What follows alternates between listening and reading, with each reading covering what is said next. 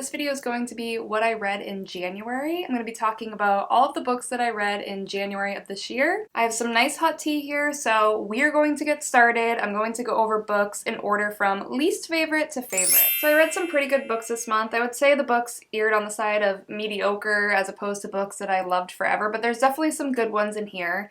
We're going to start with my least favorite of the month, and this is just my own personal preference, but I don't actually have a copy of this book because I did take it out from my library, but it is The Last Girl Ghosted by Lisa Unger. So this book was actually on my TBR for a very long time, and that was probably because of the title. I just was intrigued by, I see ghost in a title and I'm instantly intrigued, but the idea of ghosting, as we refer to it now when somebody stops talking to another person after they've been talking or dating, I was just very intrigued by that, so I wanted to make sure that I eventually got to read the book.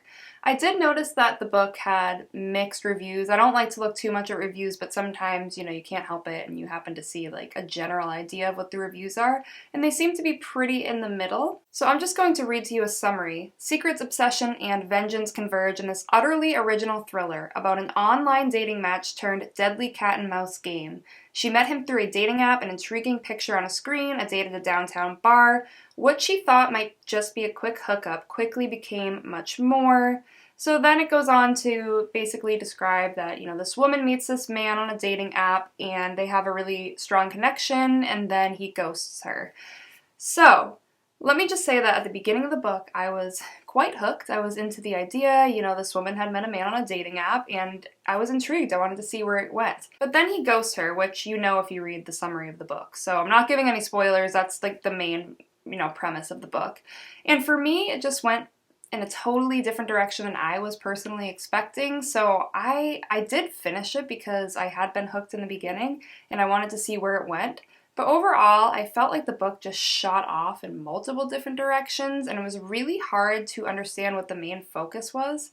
I just felt like we were all over the place in this book. Yes, there were some interesting parts that continued to maintain my attention, but overall, the book it just wasn't for me. I felt like it was a little too scattered, and I wasn't sure, what we were supposed to be getting from this book. Like, I feel like it really just veered off course. So I gave it a 2 out of 5 stars.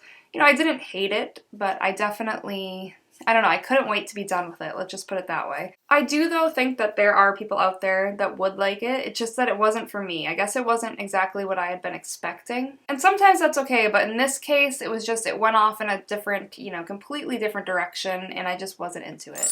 So the next book actually had kind of a similar reaction from me, sort of. So we have a very battered copy of Goodnight Beautiful by Amy Malloy. So I have actually read another book by Amy Malloy, which was, I believe it's called The Perfect Mother.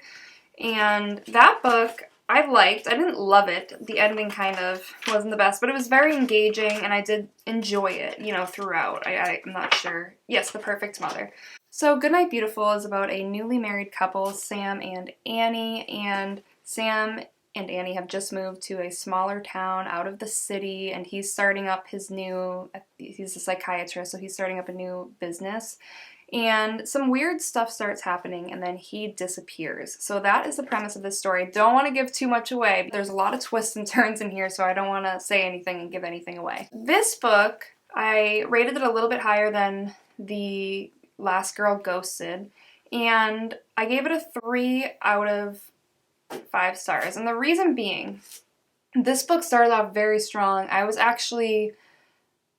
caught in several twists along the way. Like, this book does some really good plot twists, and I didn't see them coming. I had to go back and read a few pages before, not just once, but I think like 2 or 3 times during this book to be like, wait a minute, what just happened? And I loved the first twists. But then after that, I feel like the other twists just weren't really for me. I think it's more of a personal preference. I could see, how somebody could really like this book. And I did like it. Like, I did enjoy it throughout. It's just that I didn't really love the direction it went in. I was kind of thinking it was going to go in a different direction, like the way that they were setting it up in like the first half of the book, and then it went completely in a way that I wasn't expecting, and it just wasn't for me personally. Again, it was a good book, and I will say that this book was very twisty. Like, it did not have twists that I was expecting, And I do love that. I do love when I can be surprised by a twist in a book. So I give it props for that. It just, I don't know, it's not very memorable. I keep forgetting I read it, and it's just like, overall, I didn't love the storyline, and it kind of just felt like a little bit far-fetched for me at times. Okay, the next book on our list, and you'll notice I have a few thrillers on here, and that is because I read so many romantic, Christmassy, holiday-style books in November and December that I was ready for some mysteries. So this was one of the first books I read in January, One by One by Ruth Ware. And I have to say, I hesitated for a while before picking up this book. I really like some of Ruth Ware's books. I really loved Turn of the Key, with the exception of the ending. And I enjoyed, The Death of Mrs. Westaway. Again, none of them were 5-star reads for me, but they were high up there. They were enjoyable. I remember reading them. They, stick in my mind. But I hadn't heard great things about this book, and eventually I decided, you know what, it's winter. This is a wintry book, and it would be, I decided why not. So this book is about this social media company and these people that work for it, and they're going on a trip at the ski lodge, and then it's from the perspective of one of the people that works from the company and then one of the people that is working at the ski lodge, and then they get snowed in and people start dying, so I don't want to give any more away than that. So I gave it a chance, and I will say I gave this book a 3.5. I did enjoy it. I enjoyed it throughout. I kind of saw one of the twists coming. I wasn't 100% certain, but it wasn't really a surprise to me. But I didn't feel let down by it. It kind of just felt like a very basic mystery, like a whodunit style mystery, and it was fine. I don't think it was up to par with Ruth Ware's work, and I'm still waiting for her to write a book that has a good ending. She writes really, really great books that are very, they really hook your attention, and I like the style of them. It's just the endings, especially Turn of the Key, they always feel kind of rushed or something, but I will continue to read Ruth Ware. But yeah, this book was fine. My biggest problem with it was just there's a lot of characters, and they all just seem the same for the most part. There was a couple that kind of stuck out, but for the most part they blended together, and for me, it was really hard to care about any of the characters. They just weren't distinguished from one another, and they just weren't likable at all, which is fine, you can do that, but it's just they all just seemed to blend together. I couldn't really distinguish one from the other, and that made it hard for me to engage with the storyline and with the characters. They were all just too similar. And I will say too, I was reading this at night, and some of the scenes in here were creepy. I don't want to say which ones, but there's some in here that were kind of creepy. So, not dark, but they were just creeping me out while I was reading it. Okay, so the next book I don't have a physical copy of because I listened to it on, I believe, Scribd or Audible, I'm not sure. The Weight of Lies by Emily Carpenter. So I kept kind of hearing this book come up, here and there, oh, this is an underrated thriller or mystery, I don't know what you would really call it. So I was curious. And the book is about this girl. Her mother is this famous writer who wrote this very famous horror book back in, I believe, the 70s. And her book is kind of like a cult classic. People are obsessed with it and wonder if it's based on a real-life murder that happened. So this woman's daughter, that's who the story follows, she decides to go find out the true story behind her mother's book and write her own book about it, kind of like a tell-all, because her and her mother don't have the best relationship. So I will leave it at that, but I gave this book a 3.5 out of 5 stars. I really liked it in terms of it kept my attention throughout. I was engaged the whole time. I kept wanting to know what was going to happen. There were some weird scenes that I didn't really understand why they were in the book. Nothing too strange, but I don't know, it just felt like a little off-putting at times. And some of the characters, again, they weren't very distinguished. I didn't feel like I really got to know them enough. It felt like some of the characters were kind of just thrown in the mix. Then for me, there really wasn't any super surprising twists or turns that the story took. So it fell a little flat. I did enjoy it, but it was just kind of, one of those books that's kind of in the middle, you might forget about it. And yeah, it was fine, but it wasn't anything that's going to stick with me for a while. The next book I also don't have a physical copy of because I did listen to it, and that is The Perfect Marriage. I actually read this on a whim. I had heard of it a couple times. Again, one of those with mixed reviews, but I actually really enjoyed it. I started it and then I didn't stop it. I listened to this one really quickly. It was just very, I wanted to know what was going to happen. I wanted to know what was going to happen next. There was a ton of twists and turns, and it was very enjoyable. The story is about this married couple, and the husband in the relationship gets accused of murdering somebody, and his wife is going to be his lawyer. So I don't want to give any more away than that. Like I said, there's lots of twists and turns in this book. But yeah, it's an interesting premise. I rated it a 4 out of 5 stars, and that is because I really liked it. The pace of it was awesome, and it was one of those books where I kept wanting to like listen to it and be like, okay, what happens next? What's gonna happen? You know, I didn't know where it was going. My issue with it, I kind of saw the ending coming, and I was kind of disappointed that that ended up being the ending. So that's my own personal preference, but for me, it couldn't be a 5-star rating just because, I don't know, the ending, it just wasn't for me. I was kind of hoping that it would go in a different direction, and it felt almost a little bit forced. I don't know. If you've read it and you have a totally different opinion, let me know what you think, but I did really like it. Okay, so we have 2 more books here, and the next one is The Girl Who Chased the Moon. This book is about Emily, who has traveled to North Carolina to live with her grandfather after her mother passes away. She meets this mysterious boy and starts to learn about the history that her mother had when she grew up in the town, and it's not what she expected. And then we have another storyline with Julia, who has also just moved back to the town. She's an adult, whereas Emily is a teenager. And Julia is kind of facing some issues from her past, and she's also keeping a secret. So I don't want to give too much away, as usual, but this is actually a reread for me. I read this a long time ago. Clearly, this book has seen a lot of years. So I read it a long time ago, and I was curious to read it again because I had enjoyed it so much when I initially read it. And I gave it a 4 out of 5 stars. The reason is because the book just felt unfinished to me. I was actually reading some reviews, and a lot of people felt like the book abruptly ended. I don't feel that it abruptly ended. Like, I didn't need anything else revealed to me. It's just that I wanted more. Like, I felt like it wasn't enough. It felt too short. I felt like we kind of just like skimmed the surface of what the story was gonna be about, but we never fully got into it.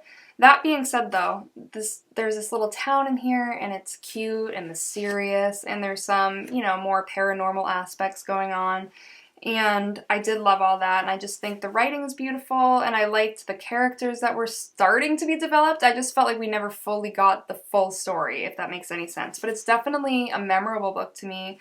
I do love Sarah Addison Allen. I think her writing is, you know, she does like magical realism, and it's nice. It's nice to read, and it sticks with you, and well, with me anyways. And yeah, I definitely enjoyed it, and I know there's still a few more books of hers I haven't read, so I'll have to make sure that I do, but I definitely enjoyed this one. The final book I read in January is going to be Safe Haven, which I rated a 4.5 out of 5 stars. So no 5-star reads for me this month. I'm hoping that February will bring a 5-star read. But Safe Haven was actually a book I decided to read because I wanted to read a book that was the basis of a movie that I enjoyed. It's a Nicholas Sparks book. It's about this woman who leaves her current situation and moves to a new place for a fresh start. You know, she has a secret that she's leaving behind, and she's starting over somewhere new and meeting, you know, new people, new love interests. So I actually read this book for a vlog that may or may not have already been posted on my channel. But I did enjoy it. I gave it a 4.5 stars. It's not my favorite book of all times, but it was definitely an enjoyable read. And I enjoyed reading a book that I had seen the movie first and liked the movie. I mean, I know it's a Nicholas Sparks, so you kind of have to like go into it knowing that. But yeah, it was enjoyable for me. And I'm hoping that next month I do have some 5-star reads. I actually wanted to share a few books that are in my sights for February. This is not a TBR. I tried doing TBRs before. They just don't work for me because I am pretty moody when it comes to reading, and I'll set a whole TBR and then not want to read any of them. But these are some books I have in my sights for February. I'm going to put my glasses on because I really can't see. The first one I have, and I've already started, is The One. And I'm excited for this one because I've actually heard people talk on BookTube, maybe not only BookTube, but I feel like I've heard multiple people mention that they really liked this book, and the reason I'm kind of laughing a little is because I saw the show and it was fine, but it wasn't like anything great. It was fine. But I've heard the book is way better, totally different, and I'm very intrigued to read this. So it is just about, I think it's 5 different perspectives about this, I don't know if it's an app, like it's a matchmaking site where it says that it can pair you with the one for you based off of DNA, which is a really cool idea, but also kind of frightening when you think about it. So it's following 5, I believe, different perspectives in dealing with, you know, this whole situation with the one and finding their match through this website. So I'm very curious to see how I like this. So far, I'm enjoying it. I'm already reading it, but I'm not very far in at all, so I'm curious. Next book in my sights for February is Razorblade Tears, and I'm going to actually have to read what this is about. So the reason I am reading this, I've heard good things about it now multiple times, but I'm actually following the Literally Dead book club this year because I watched some of Books and Lala's videos and I wanted to participate in that, and this is one of the books that's on there for February, so I am going to be reading it. And it says, Ike Randolph has been out of jail for 15 years with not so much as a speeding ticket, but a black man with cops at the door knows to be afraid. The last thing he expects is to hear his son Isaiah has been murdered, along with Isaiah's white husband Derek. Okay, so I do think that I know a tiny bit about the premise, and I believe it has to do with Isaiah and his husband Derek's fathers trying to figure out what happened to them because they've been murdered. I'm intrigued. It's not my typical read. I do tend to try to stay away from darker crime stuff, and I don't know if this is going to be darker. I really don't know much about it at all. I've just heard it's really good, and I'm intrigued. I want to give it a try. I hope it's not super dark because, I don't know, like I said, I'm trying to stay away from that stuff. I used to be super into darker crime stuff and horror, and, you know, it just makes me nervous, so it doesn't make me feel good. So the next book on my list I randomly picked up at Barnes & Noble, and this is The Ex-Husband. I wanted kind of like more of a surfacey thriller, which this kind of seems like it is, although I could be totally wrong. It is by Karen Hamilton, an author that I have actually never heard of, but Charlotte has an unsavory path. Now she's on the straight and narrow, and she married the wrong man, so she left him before things went too far, and now her ex-husband is missing. So before he went missing, he left urgent cryptic messages from about somebody threatening him, and that same person is threatening Charlotte too. So interesting. I have no idea if I'm going to like this. I'm going on vacation, so this is one of the books I'm bringing, or the book that I'm bringing along with books that I listen to. So, curious to, you know, see how this one turns out. And the final book I have on my sights, I got this as a Christmas gift. In My Dreams, I Hold a Knife. I have heard many people saying how good this is, and to be honest, I would never pick this up on my own, but because I've heard people talking about it, and it, you know, the synopsis intrigues me, now I want to read it. 6 friends, 1 college reunion, 1 unsolved murder. 10 years after graduation, Jessica has planned her triumphant return to Duquesne University. So she returns. Last time she went to the school there, somebody was murdered. Now that she's back for this reunion, the unsolved murder comes back up. Somebody's determined to solve it. So I'm very intrigued. I don't know much about it, as you can clearly tell, but I kind of like going into books only knowing like a tiny bit of information. So that is all the books that I read in January, my favorites, my least favorites, and some books that I plan on reading in February. Let me know what you read in January, what was your favorite book last month, and thank you so much for watching. Make sure to like, subscribe, hit the notification bell, and until next time.